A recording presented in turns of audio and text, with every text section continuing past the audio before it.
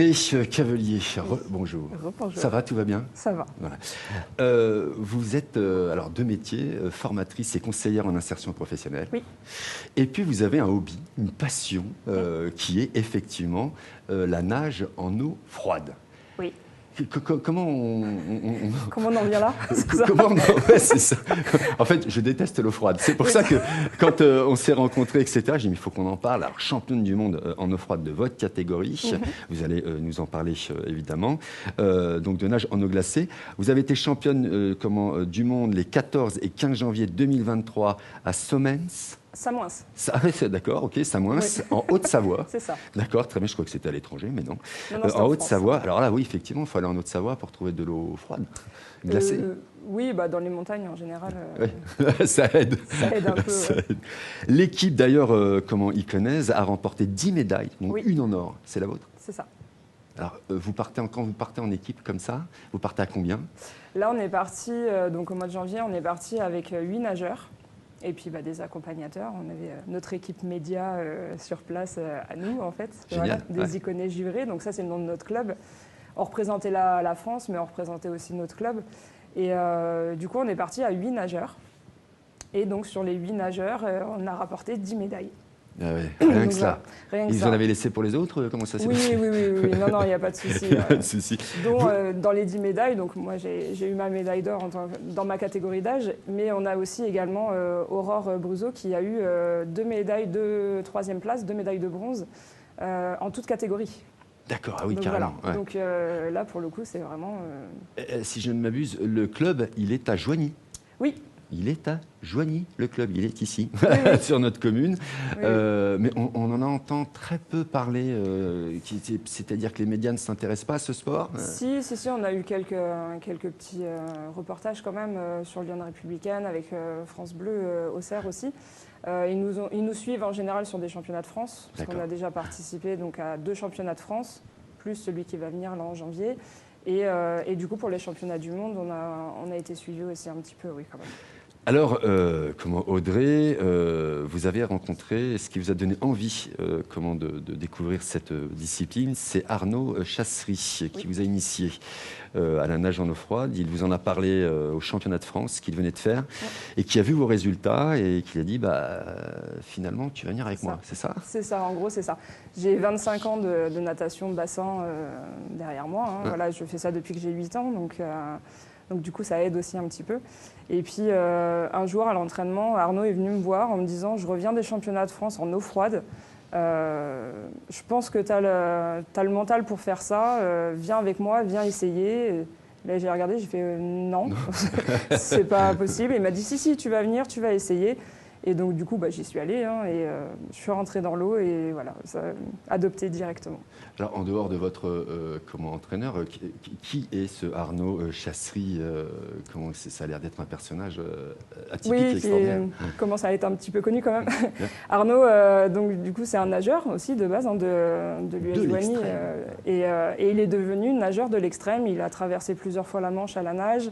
Il a également, créé une association qui aide le handicap à l'intégration en fait, des personnes handicapées dans la place mondiale, on va dire ça comme ça.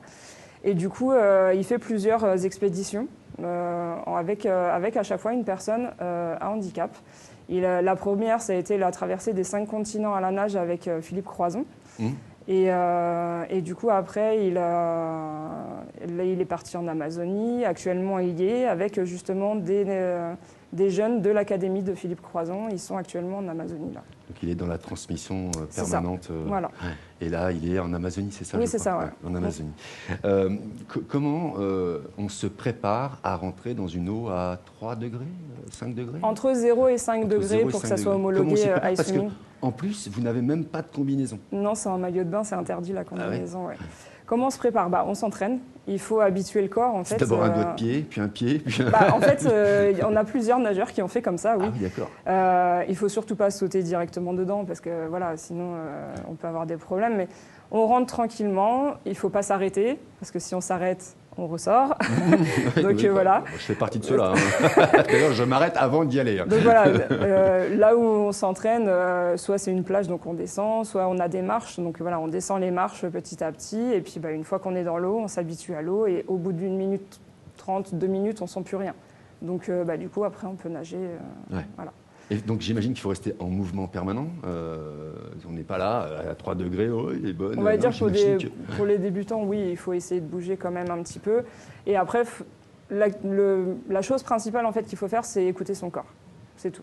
Et il faut vraiment écouter son corps. Et en tant que nageur, voilà, on est plusieurs nageurs de bassin déjà à faire cette activité, donc on se connaît bien physiquement et on sait que voilà, si le corps il dit non, on n'y va pas. Il y a plusieurs fois où je suis partie à l'entraînement et arrivée sur place, je dis non, je le sens pas. Donc du coup, j'y suis pas allée. Donc voilà. Après, bon, faut s'entraîner, faut habituer le corps. Et puis, une fois qu'on a habitué le corps plusieurs fois, paraît que c'est bon pour la peau. Oui, pour la peau, pour le corps, pour tout en fait. Une belle peau en plus. Ça active la circulation sanguine. Voilà, il y a plein d'effets positifs sur le corps humain. Vous vous entraînez où à Joigny pour avoir de l'eau froide, très froide dans tous les cas? On s'entraîne dans le Tolon, justement, chez Arnaud. On change de temps en temps de spot. Après, des fois, on peut très bien aller à Migène ou à Saint-Julien-du-Sault, voilà. Dans Lyon, du coup, là, pour le coup. Mais on change assez régulièrement de spot. Il n'y a pas de docteur qui vous suit en permanence? Il n'y a pas ou du moins un spécialiste médical? On en a quand même. Docteur Cocampo qui nous suit, qui est médecin du sport, donc qui nous suit quand même un petit peu. Surtout pour les compétitions. Dans ce club, vous êtes combien à pratiquer cette discipline? Maintenant, là, on est une dizaine, une quinzaine. D'accord. Voilà, d'inscrits. C'est le seul club dans Lyon, il me semble. Alors, oui, c'est le seul club dans Lyon. Et sur la France, exclusivement eau froide, on n'est que 2. Il n'y a que 2 clubs en France? Oui, exclusivement eau froide, oui. Il y en a un qui se situe dans le sud. Parce qu'on est des frileux, Ludovic. C'est pour ça qu'on ne veut pas y aller, c'est pour ça. Après, il y a plusieurs clubs de natation qui ont une partie eau libre. D'accord. Et qui, du coup, l'eau libre, il y a des nageurs d'eau libre qui nagent en combinaison qui se mettent à l'eau froide. Mais en club pur eau froide, on n'est que 2 sur la France. Alors moi, je vous le dis tout de suite, Audrey, moi je suis extrêmement impressionné. Je déteste l'eau froide, mais vraiment. Donc je suis extrêmement impressionné. Quand on s'était rencontrés il y a quelques semaines en arrière, vous m'avez dit ça, je vous ai regardé comme ça. Oui, c'est ça. Pourquoi? Mais pourquoi faire ça? Vous n'êtes pas le seul. C'est en général la question qu'on me donne, mais pourquoi? Donc voilà. Ludovic, l'eau froide, ça vous impressionne? Vous aimez ça? En été, ça serait bien parce que nous, les températures sont relativement élevées. Et je pense qu'en été, on apprécierait d'être un petit peu dans l'eau froide, ouais. Mais par défaut, non. C'est impressionnant quand même, Ludovic. Je vais essayer de mettre un pied puis un deuxième, mais je pense que j'irai pas au-delà. Le contexte fait qu'en été, nous, on n'y va pas. Parce que justement, la différence de température de l'eau avec la température extérieure, pour le corps, c'est pas bon. Et oui, ça fait une sorte de choc. C'est ça. Et c'est pour ça qu'on s'entraîne là, à partir d'octobre jusqu'à avril-mai. S'il fait 0 ou -1 à l'extérieur, que l'eau allait à 3 ou 4, on rentre beaucoup plus facilement que s'il fait 30 et que l'eau allait à 20 ou 15. Est-ce qu'il vous est déjà arrivé, Audrey, de couper la glace et de rentrer dans l'eau? Oui. Je m'en doutais. Je ne sais pas pourquoi. Au championnat du monde, ils l'ont fait, oui, le matin. En fait, c'était le vendredi matin ou le samedi matin. Et il y a des flotteurs en fait, qui ont cassé la glace pour qu'on puisse rentrer dans l'eau et nager. Ouais. C'est impressionnant. Comme ils font dans les pays nordiques. Vous pouvez réagir si vous souhaitez vous poser une question. Mais moi, je retiens que ça correspond à la période de plantation. Donc je me dis, il y a peut-être il y a peut-être un lien. Ouais, il y a peut-être quelque chose à faire. Il y a peut-être quelque chose à faire, absolument. Il y a peut-être quelque chose à faire.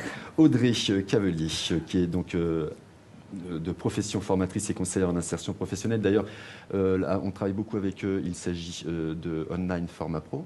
Bravo. Voilà, oui. On les a rencontrés il n'y a pas longtemps. Oui. Et puis, vous êtes championne du monde de nage en eau glacée depuis le janvier 2023. Oui. Et puis, vous allez, ça y est, vous me l'avez dit tout à l'heure, participer au championnat d'Europe début février à Oradea, en Roumanie. Oui. On souhaite participer, en fait, voilà. Il y a les championnats de France qui se passent avant, du coup, à Samoins, dans le même bassin qu'on a nagé pour les championnats du monde, donc du 12 au 14 janvier. Et 15 jours après, donc du 1er au 5 février, on part en Roumanie pour les championnats d'Europe. Donc on souhaite y aller. Après, forcément, on a un petit club, donc on est à la recherche de sponsors, hein, comme tous les clubs sportifs. Donc, voilà. Surtout pour atteindre ce genre de compétition. C'est étonnant que ça n'ait pas plus aidé que ça quand même. Il y a une fédération, j'imagine? C'est la Fédération française de natation qui gère cette partie-là aussi. Et du coup, là, on a su qu'il n'y avait que 30 nageurs qui étaient autorisés à participer au championnat d'Europe. Donc on attend les décisions pour savoir si on peut s'inscrire ou pas. Je pense que ça dépendra aussi peut-être des championnats de France, de savoir qui les fait ou pas. Les meilleurs partiront? Certainement, voilà. On va voir comment ça se déroule, mais du coup, il faut quand même préparer en amont et on est à la recherche de sponsors pour le coup. Alors, c'est bien que vous en parliez. Combien ça coûte? Non, mais c'est important de se dire, bon, voilà, parce que j'imagine qu'il y a le voyage, il y a l'hébergement, ça dure combien de temps? Une semaine, c'est ça? 4-5 jours, 4-5 jours. Combien ça coûte un événement comme celui-ci? Je n'ai pas le prix exact en tête. Après, tout dépend du nombre de nageurs. Mais là, on parle que de vous, de votre club. Oui, on parle oui. Combien de nageurs, nous, on va emmener là-bas? Je pense en moyenne, là, au championnat d'Europe, on va tourner autour de 4-5. On va voir. Après, il y a le transport, à savoir ce qui est plus rentable. Voilà, je pense que ça sera l'avion. Enfin, le plus rapide pour nous, ça sera l'avion. Il y a l'hôtel, il y a la location après des véhicules sur place et les courses, parce que les courses, c'est payant aussi. Donc, voilà. Très bien. Eh ben, donc, j'ai pas un budget défini, mais regardez Audrey, votre caméra elle est là. Faites un appel, voilà, à tous les sponsors. Donc on recherche des sponsors. Si vous êtes intéressé, vous pouvez nous contacter. On a un Facebook, les Iconés Givrés. Donc voilà, vous pouvez nous laisser un message sur Facebook, il n'y a aucun souci, on vous répondra. Les Iconés Givrés. Les Iconés Givrés, n'hésitez pas donc à le taper sur votre moteur de recherche et aidez-les. Évidemment, on a une championne du monde dans le département de Lyon. On a monsieur, j'ai oublié son, voilà, qui est monsieur Chassery, qui est juste quelqu'un d'extraordinaire. On a une multitude d'entreprises, même si vous êtes tout simplement un particulier, vous voulez aider, à coût de 10 €, à coût de 20 €. Si on multiplie toutes ces sommes-là, ça permet à nos champions du monde de continuer de poursuivre ces défis, parce que pour moi c'est un défi de rentrer dans l'eau froide. Je ne sais pas ce que vous en pensez, mais c'est un vrai défi. Voilà. Faut venir essayer. Faut venir essayer. Faut venir essayer. Oui. Et ben voilà, donc on peut. Alors c'est les entraînements, c'est quand? C'est justement en général, c'est le samedi à 11h ou le dimanche à 11h. Ah oui, en plus le week-end. Oui, c'est le week-end. Oui, parce que. Oui, c'est la semaine où on travaille. On travaille, donc voilà. Samedi, dimanche, c'est à quel endroit, Joanie? Ça dépend. Ah oui, c'est sûr. Donc vous donnez les rendez-vous sur les spots. Voilà, il faut suivre notre page et puis du coup vous demandez toutes les informations sur notre page et il n'y a pas de souci. On vous dira quel jour on est où. Ok, donc il n'y a pas de souci. Déjà vous tapez Audrey Cavelier sur Facebook. Déjà vous allez, je pense que vous les Iconés Givrés, mais voilà les Iconés Givrés. Mais j'imagine que sur votre page perso vous mettez, vos compétitions, etc. J'imagine que vous avez des photos. Bien sûr. Donc voilà, et puis n'hésitez pas à les aider, vous qui regardez notre émission, vous les contactez et vous voyez avec eux comment vous pouvez les aider.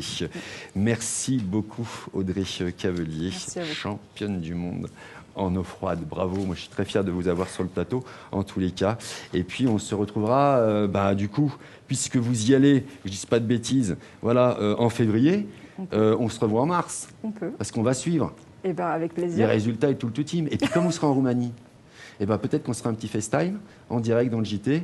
Ça serait vachement bien d'ailleurs qu'on vous voit rentrer dans l'eau. Si on pouvait se mettre en relation avec vos équipes, quelqu'un qui puisse nous servir de reporter sur place, ça serait vraiment sympa et intéressant pour nos Iconais qui nous suivent. Pas de souci. On le tente? On le tente. Merci beaucoup à Audrey Cavelier vraiment d'être venue ici. C'est tout pour les 5 dernières minutes.